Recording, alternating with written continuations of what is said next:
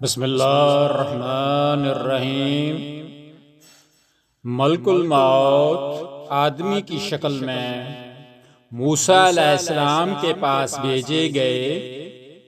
وہ جب آئے تو موسیٰ علیہ السلام نے نا پہچان کر انہیں ایک زور کا تماچا مارا اور ان کی آنکھ پھوڑ ڈالی۔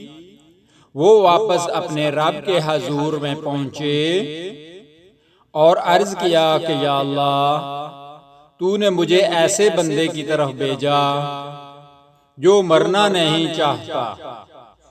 اللہ تعالیٰ نے ان کی آنکھ پہلے کی طرح کر دی اور فرمایا کہ دوبارہ جا اور ان سے کہے کہ آپ اپنا ہاتھ ایک بیل کی پیٹھ پر رکھیں اور پیٹھ کے جتنے بال آپ کے ہاتھ تلے آ جائیں، ان کے ہر بال کے بدلے 1 سال کی زندگی دی جاتی ہے۔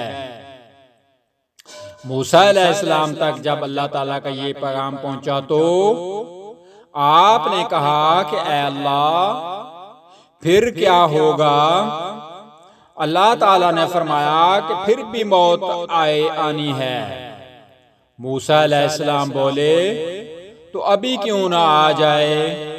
پھر انہوں نے اللہ سے دعا کی کہ انہیں ایک پتھر کی مار پر ارض مقدس سے قریب کر دیا جائے۔